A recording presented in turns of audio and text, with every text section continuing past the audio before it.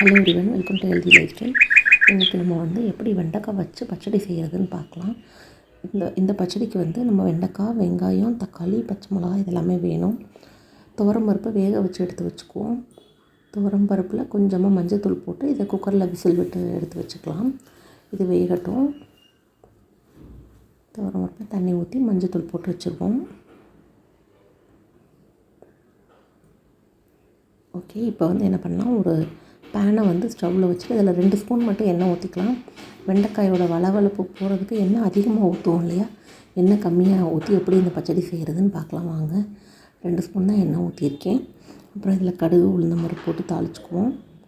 தாளிச்சுட்டு கருவேப்பிலை போட்டுருங்க. அதுக்கப்புறம் சின்ன வெங்காயம் இல்லை பெரிய வெங்காயம் எதுவும் ஒன்று போட்டுட்டு அதுக்கப்புறம் பச்சை மிளகா போட்டு வெண்டைக்காயை போட்டு கொஞ்சம் நல்லா வதக்கிக்கலாம். இந்த கடுகு உளுந்தம் பருப்பு ஆட் பண்ணியாச்சு. அடுத்ததில் கருவேப்பிலை, வெங்காயம், பச்சை மிளகா போட்டுக்கலாம். நான் சின்ன வெங்காயம் போட்டிருக்கேன். நீங்கள் சின்ன வெங்காயம் இல்லைனா பெரிய வெங்காயம் எது வேணுமோ அதை போட்டுக்கோங்க. நான் 4 பச்சை மிளகா போட்டிருக்கேன். நீங்கள் உங்கள் காரத்துக்கு ஏற்ற மாதிரி போட்டுக்கோங்க.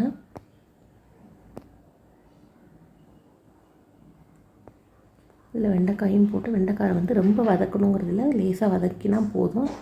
வெண்டைக்காய் வதக்கும் போது கொஞ்சமாக மஞ்சள் போட்டுக்கோங்க. அப்போ இந்த பச்சை ஸ்மெல் இல்லாமல் இருக்கும். உப்பும் கொஞ்சம் போட்டால் வெண்டைக்காய் சீக்கிரம் வதங்கும். இப்போ இது கொஞ்சம் வதங்கிட்டு இருக்கும்போது இப்போ இதில் தக்காளியும் ஆட் பண்ணிடலாம். அடுத்து தக்காளி ஆட் பண்ணிவிட்டு இந்த மஞ்சள் நல்லா மிக்ஸ் ஆனதுக்கப்புறமா தக்காளி ஆட் பண்ணிடுவோம். தக்காளி ஆட் பண்ணிவிட்டு அதுக்கப்புறம் கொஞ்சமாக லைட்டாக மட்டும் வதக்கினா போதும். அந்த எல்லா வளவளப்பும் போகிற வர வதக்க வேண்டாம். வெண்டைக்காய் கொஞ்சம் சுருள்ற அளவு வதங்கினா போதும். இப்போ நம்ம தக்காளி கட் பண்ணி வச்சுருக்க தக்காளியை சேர்த்துக்கலாம். நான் ஒரு தக்காளி சேர்த்துக்கிறேன். இல்லை வேணாம், நீங்கள் தக்காளி கொஞ்சமாக சேர்த்துட்டு புளி கூட அதிகமாக சேர்த்துக்கலாம். நான் ஒரு தக்காளி சேர்த்து கொஞ்சம் புளியும் சேர்த்துக்குவேன். இப்போ இது எல்லாத்தையும் நல்லா கிளறிட்டு இதில் 2 ஸ்பூன் தயிர் ஊற்றிக்கலாம். இந்த தயிர் கெட்டியாக நம்ம ஒரு 2 ஸ்பூன் போட்டோன்னா இந்த வெண்டைக்காயோட வளவளப்பே போயிடும். எண்ணெய் நிறையா ஊற்றி பண்ணுறதுனால எண்ணெய் கொஞ்சமாக ஊற்றுறதுக்கு இந்த மாதிரி தயிர் ஊற்றி சமைக்கலாம். இப்போ இந்த தயிரோடு சேர்த்து நம்ம வதக்கும் போது இந்த வெண்டைக்காயோட இது ஃபுல்லாகவே அப்படியே இந்த பாத்திரத்துலேயே போயிடும்.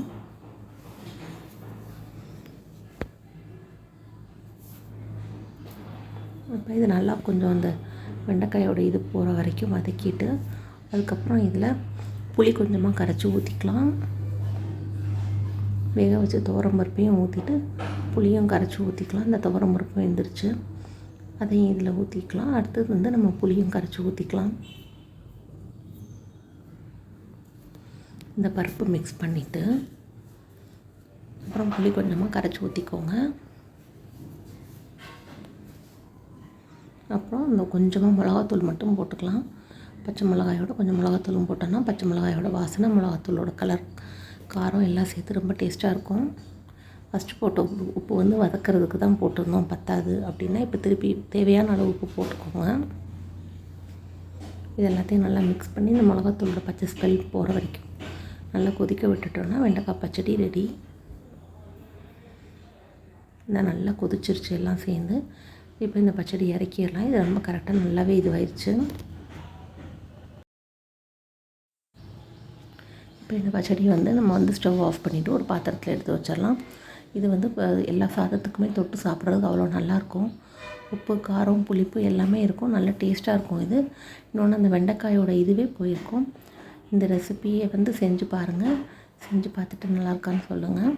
இந்த ரெசிபி பிடிச்சிருந்தா மறக்காமல் நம்ம சேனலை லைக் பண்ணுங்கள், ஷேர் பண்ணுங்கள். சப்ஸ்கிரைப் பண்ணாதவங்க சப்ஸ்கிரைப் பண்ணிக்கோங்க. தேங்க்யூ ஃபார் வாட்சிங்.